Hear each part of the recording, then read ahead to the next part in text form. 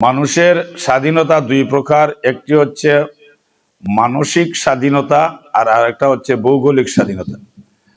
বর্তমান বিশ্বে সব রাজনীতির ক্ষেত্রটা সবচেয়ে বেশি প্রয়োগ হবে জ্ঞানের উপরে, কিন্তু জ্ঞান জগৎটাকে অপমান করা হচ্ছে। যেমন আমাদের ঢাকা ইউনিভার্সিটিতে যারা ভর্তি পরীক্ষায় যায় এরা কিন্তু সারা বাংলাদেশের মধ্যে মেধাবী। এদের স্বল্প ব্যবস্থাপনা একটা পরীক্ষা নিয়ে এদেরকে ঢাকা ইউনিভার্সিটিতে চান্স দেওয়া প্রয়োজন, কারণ তারা একজন মানুষের ভিতরে হাজার হাজার ইন্ডাস্ট্রি আছে, লক্ষ লক্ষ মানুষের কর্মসংস্থান সেই সব শিক্ষিত ছেলেদের ব্রেইনে আছে। পৃথিবীতে চারিত্রিক স্বাধীনতা যদি আসিয়া থাকে আলিমদের দ্বারা এসেছে, মানসিক স্বাধীনতা যদি আসিয়া থাকে আলিমদের দ্বারা এসেছে, সভ্যতার স্বাধীনতা যদি আসে আলিমদের থেকে এসেছে। যেমন হাদিকে বর্তমানে হাদির উপর আক্রমণ হয়, ইসলামিক রাজনীতিবিদ যারা এবং সাধারণ রাজনীতিবিদ যারা সবাই হাদিকে শ্রদ্ধা করতেন, কারণ তার মধ্যে দেশপ্রেম রয়েছে। সাইয়্যিদিনা মাওলানা মুহাম্মদ ওয়া আলা আলিহি ওয়া আসহাবিহি ওয়া সাল্লাম।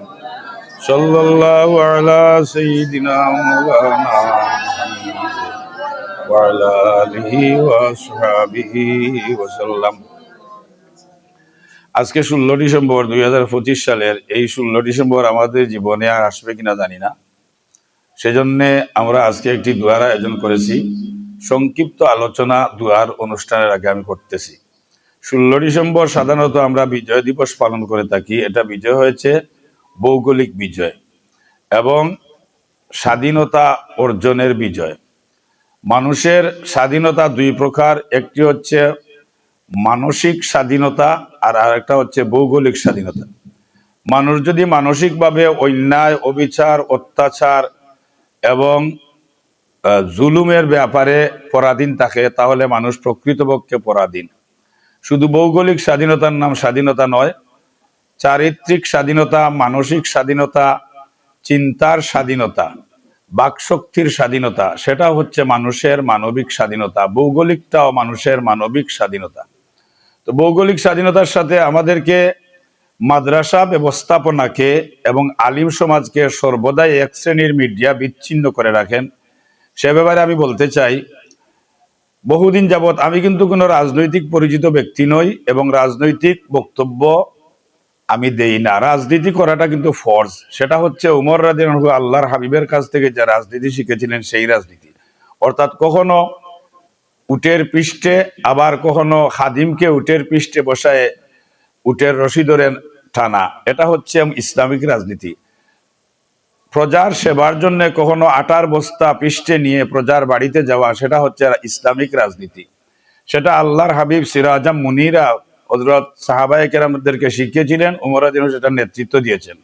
আবু বকর রাদিয়াল্লাহু আনহু বিধবা নারীর পানি ভর্তি করে দেওয়ার জন্য রাত্রিবেলা জুতা ছাড়া ওনার বাড়িতে যেতেন, সেটা রাজনীতি। কারণ যদি জুতার শব্দ হয় মানুষ চিনে নেবে যে আমিরুল মুমিনিন গিয়ে পানি দিচ্ছেন, অথচ একজন বিধবা নারীর কলসির মধ্যে পানি ছিল না, হযরত আবু বকর রাদিয়াল্লাহু আনহু সেখানে গিয়ে পানি ভর্তি করে দিয়ে আসছেন, তিনি ছিলেন আমিরুল মুমিনিন। সেটা হচ্ছে সিরাজাম মুনিরার রাজনীতি। এ রাজনীতি ফরজ, এটা আমরা করি।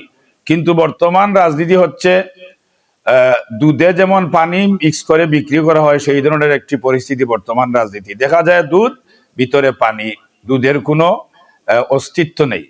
দিনের মধ্যে গন্ডগোল এবং রাত্রে সমাধান, আর সমাধানের আগে সবাই মানে একজন আরেকজনের কাছ থেকে টাকার ভাগাভাগি, এটা হচ্ছে রাজনীতি।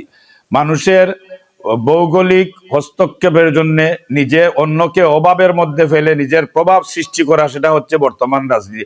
এইসব রাজনীতি হারাম। কিন্তু মানবতার সেবার জন্য, চারিত্রিকতার সেবার জন্য, জ্ঞানের সেবার জন্য এ রাজনীতি অত্যন্ত প্রয়োজন। যেমন বর্তমান বিশ্বে সব রাজনীতির ক্ষেত্রটা সবচেয়ে বেশি প্রয়োগ হবে জ্ঞানের উপরে, কিন্তু জ্ঞান জগৎটাকে অপমান করা হচ্ছে। যেমন আমাদের ঢাকা ইউনিভার্সিটিতে যারা ভর্তি পরীক্ষায় যায় এরা কিন্তু সারা বাংলাদেশের মধ্যে মেধাবী।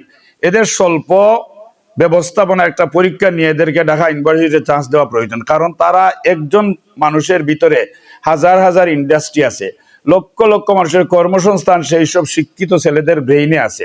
এদেরকে মূল্যায়ন করলে মানবতার মূল্যায়ন হবে। পৃথিবীর যেখানে যাবে এরা দেশের সম্পদ, বাংলাদেশেও এরা সম্পদ। এদেরকে সার্টিফিকেট দিয়ে মূল্যায়ন করা প্রয়োজন। কিন্তু এখানে রাজনীতিক তাবা বসে এত কষ্ট করে ছাত্ররা ইন্টার পাস করে ইউনিভার্সিটির বারিন্দায় যাওয়ার জন্য প্রচুর লেখাপড়া করে, পরিশ্রম করে, অধ্যয়ন করে, কিন্তু সেখানে তাদেরকে বিভিন্ন কৃত্রিম সমস্যা সৃষ্টি করে ইউনিভার্সিটির বারিন্দাতে উঠার ব্যবস্থাই দেওয়া হয় না। 50,000 যদি পরীক্ষা দেয়, 50,000-এর মধ্যে 50,000-ই মেধাবী, কিন্তু সারা বাংলাদেশের মধ্যে মেধাবী যারা এরাই তো ইউনিভার্সিটিতে যাওয়ার প্রচেষ্টা করে, কিন্তু সেখান থেকে নেওয়া হয় 2-3 হাজার, তাও 2-3 হাজারকে সিট নাই বলে প্রতিষ্ঠান থেকে বাহির করে দেওয়া হয়। অথচ খেলার জন্য, ক্রীড়া অনুষ্ঠানের জন্য, বিনোদনের জন্য হাজার হাজার মানুষের অবস্থান হবে এইসব বিল্ডিংরা ইউনিভার্সিটির এরিয়ায় রাখা হয়েছে। টিনের ঘর তৈরি করে এদেরকে আশ্রয় দিয়ে শিক্ষার ব্যবস্থা দিয়ে, এদের জন্য তেমন শিক্ষক লাগবে না, কারণ এরা নিজেরাই শিক্ষিত। সামান্য একটি শিক্ষার ব্যবস্থা দিয়ে, একটা সার্টিফিকেট দিয়ে বিশ্বের বিভিন্ন স্থানে এদেরকে পৌঁছালে দেশের সম্পদ হবে। কারণ এদের একটা ব্রেইন, লক্ষ লক্ষ ইন্ডাস্ট্রি এদের ব্রেইনে ঢুকানো, লক্ষ লক্ষ মিল ফ্যাক্টরি এদের ব্রেইনে ঢুকানো, লক্ষ লক্ষ মানুষের কর্মসংস্থান এদের ব্রেইনে ঢুকানো, হাজার হাজার মানুষকে মানুষ হিসাবে গঠন করার মানসিকতা, বিদ্যা, বুদ্ধি এদের ব্রেইনে ঢুকানো। এরা সম্পদ, এরা মানব সম্পদ, খনিজ সম্পদ এদের দ্বারাই আসবে, রাজনীতি এদের দ্বারাই হবে, শিক্ষানীতি এদের দ্বারাই হবে, কিন্তু এদেরকে মূল্যায়ন করা হয় না। এটা হচ্ছে একটি রাজনৈতিক সিস্টেম। এইসব বাওতাবাজির রাজনীতি আমরা করি না, কিন্তু আল্লাহর হাবিব যে রাজনীতি শিক্ষা দিয়ে গেছে সেই রাজনীতি করা ফরজ। যদি কোনোদিন জীবনে বেঁচে থাকি সেই রাজনীতির সুযোগ আসে করব। কারণ এখন রাজনীতি করতে হলে 10 জনকে নিয়ে কমিটি করলে এর মধ্যে 9 জন চলে আসে দালালি করার জন্য, তো রাজনীতি কোথায় করবেন? যাই হোক, আমি সেই সব বিশ্রী রাজনীতিতে জড়িত নই, এই রাজনীতির মানসিকতায় বক্তব্য দিচ্ছি না। আমি একটি কথা বলতেছি, আলিম সমাজকে সর্বদাই স্বাধীনতার ইতিহাস থেকে, স্বাধীনতার মর্যাদা থেকে এবং ভৌগোলিক স্বাধীনতার ইতিহাসের সাথে সম্মানজনক সংযুক্ত হওয়া থেকে বিরত রাখা হচ্ছে, এবং সবসময় বলা হয় আলিম সমাজ নাকি স্বাধীনতা বিরোধী। কথাটা অত্যন্ত ধিক্কারজনক এবং অত্যন্ত দুঃখজনক। কারণ পৃথিবীতে চারিত্রিক স্বাধীনতা যদি আসিয়া থাকে আলিমদের দ্বারা এসেছে, মানসিক স্বাধীনতা যদি আসিয়া থাকে আলিমদের দ্বারা এসেছে, সভ্যতার স্বাধীনতা যদি আসে আলিমদের থেকে এসেছে, শিক্ষার স্বাধীনতা যদি আসে আলিমদের থেকে এসেছে। কারণ শিক্ষা দুই প্রকারের, একটি হচ্ছে জমিনি শিক্ষা, একটি হচ্ছে আসমানি শিক্ষা। জমিনি শিক্ষার নেতৃত্ব যদি আসমানি শিক্ষা না দেয়, তাহলে সেই জমিনি শিক্ষা মানুষদেরকে স্বার্থপর বানায়, দুনিয়াকুর বানায় এবং ক্রিমিনাল বানায়। এর কারণে জমিনি শিক্ষার উপরে নেতৃত্ব দিতে হবে আসমানি শিক্ষার, সেই শিক্ষাটার সমন্বয় ঘটান আলিমরা, যার কারণে শিক্ষার স্বাধীনতা আলিমদের কাছ থেকে আসে। এই তুমি ঘুমাও কেন? কথা শোনো, শিক্ষার স্বাধীনতা আলিমদের কাছ থেকে আসে, চারিত্রিক স্বাধীনতা আলিমদের কাছ থেকে আসে, ভৌগোলিক স্বাধীনতায় আলিমদের সবচেয়ে বড় অবদান এই ভারত উপমহাদেশে। দেখেন আপনারা, ভারতকে স্বাধীন যারা করেছেন, ইন্ডিয়া গেট যেটা ভারতের মধ্যে আছে, সেখানে দেখবেন 92,000 মানুষ দেশের জন্য প্রাণ দিয়েছেন, অর্থাৎ ভারতকে স্বাধীন করার জন্য। আমরা ভারতই ছিলাম, পাকিস্তানও ভারত ছিল, আমরাও ভারতই ছিলাম। যখন এই ভারতকে ব্রিটিশদের, এর আগে এটা মুসলমান শাসন করেছেন 700 বছর, মুসলমানরা ভারত শাসন করেছেন 700 বছর। পর্যায়ক্রমে মুসলমানদের মধ্যে একজন বিশ্বাসঘাতক মীর জাফর, মীর তার বংশর নাম, জাফর তার ইসলামিক নাম, কিন্তু সে বিশ্বাসঘাতকতা করার কারণে তার এই মুসলমানি নামটাও, জাফর কিন্তু আরবি শব্দ, জাফর আরবি শব্দ, এই আরবি শব্দ এটা মুসলমানের পছন্দনীয় শব্দ, এই মুসলমানদের পছন্দনীয় শব্দ, এবং মীর শব্দটা ফার্সি শব্দ। মীর জাফর অর্থাৎ জাফর, মীরের বংশ জাফর, এটা ইসলামিক চয়েসের শব্দ, এটা একটা ইসলামী শব্দ। আর সত্ত্বেও এই শব্দ যিনি ধারণ করেছিলেন তিনি ইসলাম বিরোধী ছিলেন, যিনি ছিলেন বিশ্বাসঘাতক। এই বিশ্বাসঘাতকের কারণে ব্রিটিশরা 200 বছর নবাব সিরাজউদ্দৌলাকে পরাজিত করে ভারত শাসন করেছে। এরপরে ভারত এই ব্রিটিশকে তাড়িয়ে এ দেশ স্বাধীন করেছিলেন যারা, এদের মধ্যে প্রথম শ্রেণীর মানুষ হচ্ছেন মুসলমান, এবং মুসলমানদের মধ্যে আলিম সমাজ। সুতরাং ভারত যদি না স্বাধীন না হতো, আজকে ব্রিটিশ ছাড়া ভারতবাসী ভারত শাসন করতে পারতো না, এটা মুসলমানরা স্বাধীন করেছেন। আপনারা জানেন ইন্ডিয়া গেটে যাইয়া দেখবেন ভারতে, এখানে 92,000 মানুষ দেশের জন্য শহীদ হয়েছেন, এর মধ্যে 62,000 মুসলমান। ইতিহাস তালাশ করেন, 62,000-এর মধ্যে অন্ততপক্ষে 42,000 হবে আলিম। এইসব আলিমরাই স্বাধীনতা যুদ্ধ শুরু করেছিলেন এবং দেশ স্বাধীন করেছেন। সুতরাং ভারত যারা স্বাধীন করেছেন এরাই হচ্ছে প্রকৃত স্বাধীনতা যোদ্ধা, এরাই হচ্ছে মুক্তিযোদ্ধা, আর এরা হচ্ছে আলিম। আর পরবর্তীতে পাকিস্তান ডিভাইড না হওয়ার জন্য, অর্থাৎ দেশ দ্বিখণ্ডিত না হওয়ার জন্য আলিমরা বিরোধিতা করেছিলেন। এটার নাম স্বাধীনতা বিরোধিতা নয়। বাংলাদেশ যদি আমরা পাকিস্তান থেকে আলাদা করে তাহলে সেটা ভারতের বাজার হবে। তার প্রমাণ হচ্ছে বাংলাদেশকে এখন আমরা অত্যন্ত কষ্ট করে স্বাধীনভাবে নিয়ে আসি, কিন্তু সব সময় আমাদের একটি টেনশন যে ভারত আমাদেরকে কোন সময় আমাদেরকে গ্রাস করার চেষ্টা করবে, এবং বিভিন্নভাবে ভারত আমাদেরকে কন্ট্রোল করার চেষ্টা করতেছে এবং রাজনৈতিকভাবে আমাদেরকে কন্ট্রোল করার চেষ্টায় তারা আছে, সেটা তারা করতেছে, সেটা তার রাজনৈতিক ব্যাপার। কিন্তু আমরা এই রাজনীতিতে না পড়ার জন্যে আলিমরা বলেছিলেন যে আমরা যেভাবে আছি সেভাবেই থাকি। আমরা পাকিস্তানিরা অবশ্যই জুলুম করতেছে, অত্যাচার করতেছে, এদেরকে আমরা চাপের মধ্যে রাখবো, কিন্তু আমরা বিচ্ছিন্ন যদি হয়ে যাই তাহলে আবার আমাদেরকে পরাধীন হতে হবে। এই পরাধীনতার বিরোধিতা করেছিলেন আলিমরা, কোনোদিন স্বাধীনতার বিরোধিতা করেন নাই। কিন্তু এই কথাটা আলিমরাও স্পষ্টভাবে বলেন না যে আমরা স্বাধীনতার বিরোধিতা করি নাই, আমরা পরাধীনতার বিরোধিতা করেছি। স্বাধীনতা আলিম কেন, একটি জানোয়ারও স্বাধীনতা পছন্দ করে এবং সে স্বাধীন থাকতে চায়। একটা কুকুর সে স্বাধীন থাকতে চায়, একটা ছাগল স্বাধীন থাকতে চায়, একটা পাখি স্বাধীন থাকতে চায়। আর মানুষ তো স্বাধীন থাকবে। আর মানুষের মধ্যে যারা ভৌগোলিক স্বাধীনতার পক্ষে, চারিত্রিক স্বাধীনতার পক্ষে, জ্ঞানের স্বাধীনতার পক্ষে, মানবিক স্বাধীনতার পক্ষে, আত্মাগতভাবে শয়তানের দখল থেকে আত্মাকে পবিত্রতায় স্বাধীন রাখার পক্ষে, এইসব আলিমরা কখনো ভৌগোলিক স্বাধীনতা বিরোধী হতে পারে না, তার প্রশ্নই উঠে না। এরা শুধু বিরোধিতা করেছিলেন যে পরাধীনতার বিরোধিতা, কারণ আমরা ব্রিটিশ থেকে দেশ স্বাধীন করেছি, এরপরে ভারত দ্বিখণ্ডিত করেছিলেন যারা, তাদের পক্ষে আলিমরা অবস্থান নিয়েছিলেন যে ভারত দ্বিখণ্ডিত করো না, ভারত একত্রিত থাকুক। এমনকি এক শ্রেণীর আলিমরা পাকিস্তানে আসেন নাই, তারা বলেছিলেন যে ভারত দ্বিখণ্ডিত করো না।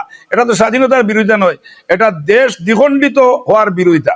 ঠিক তেমনিভাবে আবার যখন বিদেশি ষড়যন্ত্রের কারণে, পাকিস্তানিদের অত্যাচারের কারণে বাংলাদেশ আবার দ্বিখণ্ডিত হয়ে যাচ্ছে, তখন আলিমরা বলেছিলেন দ্বিখণ্ডিত করো না, আমরা যদি দ্বিখণ্ডিত হয়ে যাই তাহলে সেখানে আবার ভারতের কাছে আমরা পরাধীন হয়ে যাব। পরাধীনতার বিরোধিতা করেছিলেন, স্বাধীনতার বিরোধিতা নয়।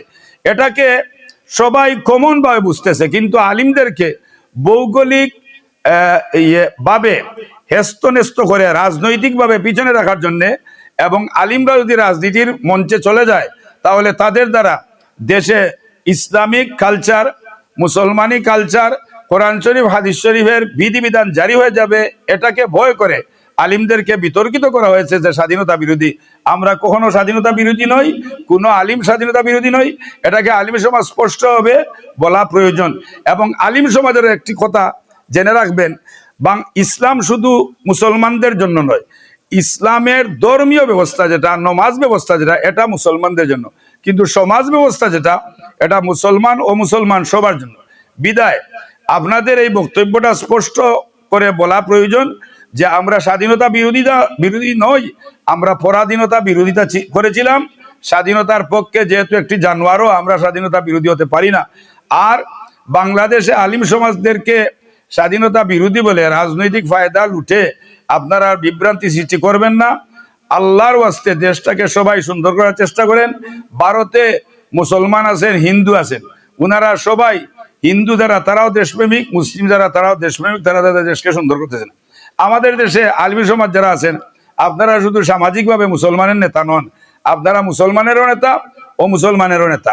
ভারতে হিন্দু যারা আছেন, আপনারা শুধু হিন্দুদের নেতা নন, আপনারা ভৌগোলিকভাবে, সামাজিকভাবে যেমন হিন্দু সমাজেরও নেতা, মুসলমানদেরও সামাজিক প্রশাসনিক দায়িত্বে আপনারা। সুতরাং প্রশাসনিক পাওয়ার আপনাদের হাতে, প্রশাসনিকভাবে আপনারা মুরব্বী, আপনারা প্রশাসনিক অভিভাবক, মুসলমানদের সেবা করা আপনাদেরও দায়িত্ব, সেটা করতেছেন, আমরা স্বীকার করি। ভারতে যতদিন ধরে হিন্দু সরকার আছেন, প্রেসিডেন্ট হিন্দু, একবার মধ্যখানে আবুল কালাম সাহেব ছিলেন, ভারতের হিন্দু মুসলিম সবাই ওনাকে মূল্যায়ন করেছেন, কারণ তিনি ভারতকে অনেক উপরে রেখেছেন। এটাও তো মুসলমানের অবদান। ভারত স্বাধীনতার ব্যাপারে মুসলমানের অবদান সরে আসেন। এবং বাংলাদেশে মুসলিম আলিম সমাজ যারা আছেন, আপনারা শুধু নামাজের ইমাম না, আপনারা নমাজেরও ইমাম, সমাজেরও ইমাম। এজন্য আপনারা রাজনৈতিকভাবে মুসলমানেরও নেতৃত্ব দেন, অমুসলমানেরও নেতৃত্ব দেন, সেটা আপনাদের দায়িত্ব। আর ইসলামকে অনেকে শুধু সিয়াসত ভিত্তিক বুঝেন, তরিকত ভিত্তিক বুঝেন না, আবার অনেকে তরিকত ভিত্তিক বুঝেন, সিয়াসত ভিত্তিক বুঝেন না। কাজে ইসলামকে আলিম সমাজরা সিয়াসতও বুঝবেন, তরিকতের দিক দিয়েও বুঝবেন, উভয়টা প্রয়োজন রয়েছে। নমাজ ভিত্তিক দায়িত্ব শুধু ফিরিস্তাদের, মুসলমান এবং বিশেষ করে আলিম সমাজের দায়িত্ব হচ্ছে নমাজ ভিত্তিক ইবাদত এবং সমাজ ভিত্তিক ইবাদত, উভয়টা যেন করেন। এবং আলিমের মধ্যে সবাই রাজনীতি করতে পারবেন না।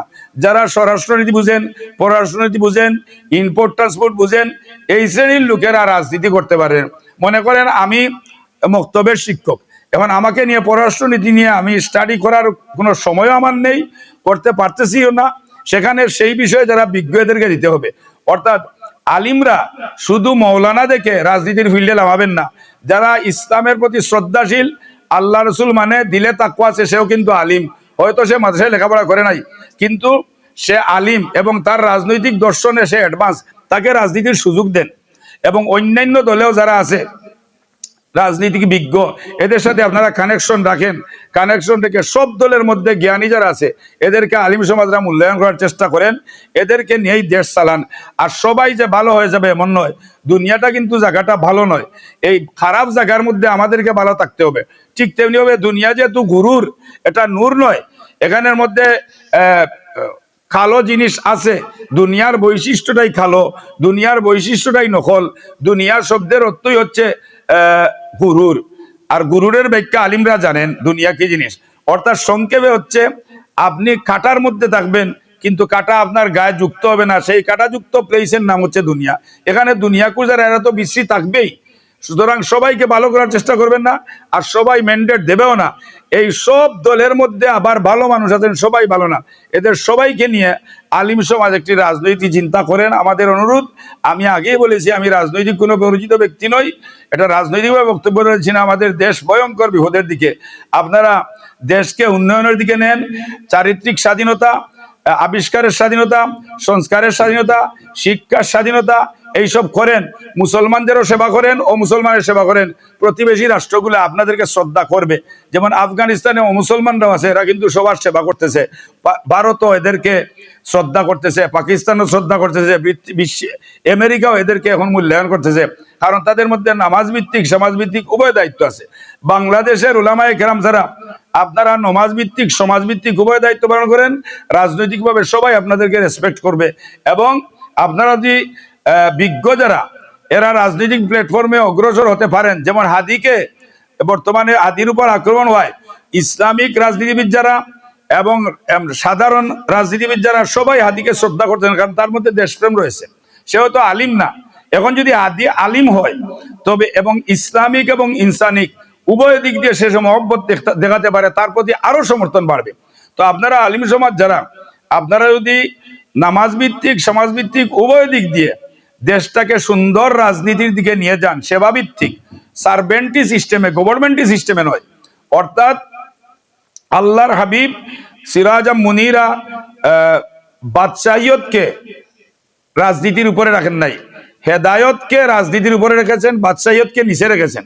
বর্তমান সারা পৃথিবী হচ্ছে বাদশাহিয়তটাই হচ্ছে রাজনীতি। অর্থাৎ আমার বাদশাহী চলবে, আমার প্রভাব চলবে, আর আমার প্রভাবকে মার্কেটে পাওয়ানোর জন্য বাকি সবাইকে অভাবে রাখতে হবে, এটা নয়। সবাইকে কর্মসংস্থান দেন, শিক্ষার মূল্যায়ন করেন, মানবতার সেবা করেন, আবিষ্কার করেন, সংস্কার করেন, ভুল বুঝাবুঝি বন্ধ করেন। আর ভুল বুঝাবুঝি কিন্তু আজে বাজে লোকরাই সৃষ্টি করে, এদেরকে আপনারা এক সাইডে রাখেন। সব দলের বিজ্ঞজনকে এক প্ল্যাটফর্মে নিয়ে আসেন, দেশটার চিন্তা করেন। আমরা অনুরোধ করতেছি, আমরা আপনাদের নেতৃত্বে যাব না, নেতৃত্বে যাওয়ার লিপ্সাও নেই, তবে অনুরোধ করতেছি আলিম সমাজ এবং জেনারেল সমাজ সবাই মিলে, জেনারেলের মধ্যেও আলিম আছে, তাদের ইলিমটা হচ্ছে দুনিয়া সম্পর্কে, তিজারত সম্পর্কে, ব্যবসা সম্পর্কে, ইম্পোর্ট ট্রান্সপোর্ট সম্পর্কে, কূটনীতি সম্পর্কে, পররাষ্ট্র সম্পর্কে। এরাও তো আলিম, হয়তো এরা আসমানি জ্ঞানের আলিম না, জমিনি জ্ঞানের আলিম। রাজনীতি তো জমিনে করবেন, সুতরাং জমিনি জ্ঞানের আলিম যারা তাদেরকে আপনি বুকে টানেন। আসমানি জ্ঞানের আলিম যারা, এরা জমিনি জ্ঞান আলিমি জ্ঞানের সমন্বয়ে রাজনীতি করেন, দেখবেন আপনাদেরকে জমিনি জ্ঞানের আলিম যারা, তারা আপনাদেরকে বুকে টানবে। এভাবে প্রত্যেক দলের মধ্যে জ্ঞানী যারা আছেন সবাই মিলে দেশটাকে সুন্দর করার চেষ্টা করেন। তখন হবে প্রকৃত স্বাধীনতা দিবস পালন। আর আজকে আমরা এখানে দুয়ার আয়োজন করেছি, কারণ এখানে দেশের জন্য অনেকে প্রাণ দিয়েছেন, জীবন দিয়েছেন, অনেকে যুদ্ধের নামে অস্ত্র হাতে তুলে অনেক ডাকাতিও করেছেন, সেটা নয়। যারা প্রকৃতপক্ষে দেশের জন্য প্রাণ দিয়েছেন, জান দিয়েছেন, লিডার হোক আর সাধারণ সিভিল পার্সন হোক, এদের জন্য আমাদের দোয়া করা প্রয়োজন। আমরা দোয়া করব, দুবার সবাই দোয়াতে শরীক হলাম। আপনারা যেমন আলিম সমাজ, বিএনপিতেও আলিম আছে, অন্যান্য দলেও আলিম আছে, সেরা হচ্ছে রাজনীতিক আলিম। তার রাজনীতি ইলিমটাকে আপনি কাজে লাগান। আর জেনারেল মানুষ যারা আলিম সমাজকে স্বাধীনতা বিরোধী বলবেন না, এরা প্রকৃত স্বাধীনতার পক্ষের মানুষ। পৃথিবীতে যদি প্রকৃত চারিত্রিক, মানসিক, ইমানি, আধ্যাত্মিক এবং আন্তরিক স্বাধীনতার চিন্তা করেন, আলিমদের নেতৃত্ব মেনে নিতে হবে। এবং ভৌগোলিক স্বাধীনতার মধ্যে আলিমদের অবদান আছে। সুতরাং আমি আলিম সমাজদেরকে মূল্যায়ন করবেন, এবং আলিম সমাজরাও দেশপ্রেমিক যারা, তাদেরকে মূল্যায়ন করে একটি সুন্দর স্বাধীন, ভৌগোলিক স্বাধীন, চারিত্রিকভাবে স্বাধীন, অর্থনৈতিকভাবে স্বাধীন, শিক্ষাগতভাবে স্বাধীন একটি রাষ্ট্রের চিন্তা করেন, তখন আমরা প্রকৃত স্বাধীনতা দিবস পালন করতে পারবো ইনশাল্লাহ। আর আজকে আমরা যারা দেশের জন্য ত্যাগ স্বীকার করেছেন ওনাদের জন্য দোয়া করতেছি, আপনারা দোয়া শরীক হন। আউযু বিল্লাহি মিনাশ শাইতানির রাজিম, বিসমিল্লাহির রহমানির রহিম। ইন্নাল্লাহা ওয়া মালাইকাতাহু ইউসাল্লুনা আলান নবী ইয়া আইয়ুহাল্লাযীনা আমানু সাল্লু আলাইহি ওয়া সাল্লিমু তাসলিমা। সবাই পড়েন বিসমিল্লাহি ওয়াল হামদুলিল্লাহ, আসসালাতু ওয়াসসালামু আলাইকা ইয়া রাসূলুল্লাহ। বিসমিল্লাহি ওয়াল হামদুলিল্লাহ, আসসালাতু ওয়াসসালামু আলাইকা ইয়া রাসূলুল্লাহ। আসসালাতু আলান নবী ওয়াসসালামু আলা রাসূল আশ-শাফিউল আবতাহি ওয়া মুহাম্মদ আরবি বালাগাল উলা বিকামালিহি কাশাফাদ দুজা বিজামালিহি হাসুনাত জামিউ খিসালিহি সাল্লু আলাইহি ওয়া আলিহি আমিন। আল্লাহুম্মা আমিন। রব্বানা ফাগফির লানা ওয়ারহামনা ওয়া আনতা আরহামুর রাহিমিন। আল্লাহ, তুমি আমাদের খুব সুন্দর একটা দেশ দিছো, কিন্তু এই দেশটা আমাদের ত্রুটির কারণে, আমাদের অযোগ্যতা এবং আল্লাহ আমাদের অনভিজ্ঞতার কারণে আমরা দেশটারে অনেক পিছনে রাখছি। আল্লাহ, আল্লাহ তোমার নিয়ামত রে আমরা তোমার আইবের পিছনে তাকিয়া তোমার গোলামি নিয়তে নমাজ ভিত্তিক, সমাজ ভিত্তিক খেদমতের মাধ্যমে আমাদের দেশটারে সুন্দর করার তৌফিক দাও ইয়া আরহামার রাহিমিন। আয় আল্লাহ, আমাদের দেশের জন্য অনেক মানুষে প্রাণ দিয়া গেছে, ওনাদের মাফ করো ইয়া আরহামার রাহিমিন। দেশের জন্য প্রাণ দিলে শহীদ, এই নিয়তে ওনারা তোমার ওয়াস্তে জীবন দিয়েছেন, ওনাদের দরজারে তুমি বুলন্দ করে দাও ইয়া আরহামার রাহিমিন। আয় আল্লাহ, তোমার হাবিব সিরাজ মুনিরার পিছনে তাকিয়া তোমার ওয়াস্তে দেশে আমাদের জন্য মায়ার এবং মহব্বতের মাতৃভূমি বিশ্বাস করিয়া, তোমার নিয়ামত বিশ্বাস করিয়া আমরাও দেশের জন্য খেদমত করতে পারি, সেই মানুষ হিসেবে আমাদের কবুল করো ইয়া আরহামার রাহিমিন। পাড়া প্রতিবেশী যারা, এরা আমাদের উপর যদি জুলুম অত্যাচার করে, এদেরকে স্তব্ধ করে দাও, এবং এরা প্রতিবেশী হিসাবে এরার সামনে আমাদের ইজ্জত এবং সম্মানকে তুমি প্রতিষ্ঠিত করিয়া দাও ইয়া আল্লাহ। আয় আল্লাহ, আল্লাহ প্রকৃত দেশপ্রেমিক যারা, তাদের নেতৃত্বে আমাদের দেশে তুমি জ্ঞানী, ইমানদার, ইমানওয়ালা, জ্ঞানওয়ালা, ইহসানওয়ালা, কুরবানওয়ালা, ত্যাগওয়ালা, সেই সব নামাজ ভিত্তিক, সমাজ ভিত্তিক মানুষের নেতৃত্বে আমাদের দেশের রাজনীতিরে তুমি সুন্দর করিয়া দাও ইয়া আল্লাহ। আয় আল্লাহ, আজকে 16 ডিসেম্বর বিজয় দিবস, আমরা সুন্দর দেশ পাইছি, যাদের ওসিলায় ওদের অনেক অবদান আছে, ওনাদের জন্য আমাদের দোয়া করা প্রয়োজন। আল্লাহ, আমরা ওনাদের জন্য দোয়া করলাম, আমাদের দোয়ার খবর ওনাদের আত্মার কাছে পৌঁছে, ওনাদের দিল আমাদের উপরে খুশি করিয়া দাও ইয়া আল্লাহ। অনেক মানুষ দেশের জন্য পরিশ্রম করিয়া দুনিয়াতে গেছেন, কি অনেক মানুষ বৃদ্ধ হয়ে গেছেন, অনেক মানুষ যাওয়ার পথে, উনাদের তুমি যে যায় খৈর দান করো ইয়া আল্লাহ। আল্লাহ, প্রকৃত মানুষের নেতৃত্বে আমাদের দেশে ইসলাম, মুসলমানি দ্বারা, মানবতা দ্বারা, সভ্যতা দ্বারা, আন্তরিকতা দ্বারা, কর্মসংস্থান দ্বারা তোমার ওয়াস্তে তুমি সুন্দর করে দাও ইয়া আরহামার রাহিমিন। আল্লাহ, তোমার হাবিব সিরাজ মুনিরার নূর দ্বারা আমাদের দিলগুলারে সাদা করিয়া তোমার গোলামি দ্বারা আমাদের দিলগুলারে জিন্দা করে দাও ইয়া আরহামার রাহিমিন। রব্বির হামহুমা কামা রব্বায়ানি সগীরা। ওয়া সাল্লাল্লাহু তাআলা আলা খাইরি খালকি সাইয়্যিদিনা মুহাম্মাদিন ওয়া আলিহি ওয়া সাহবিহি আজমাইন। আমিন আমিন বিরহমাতিকা।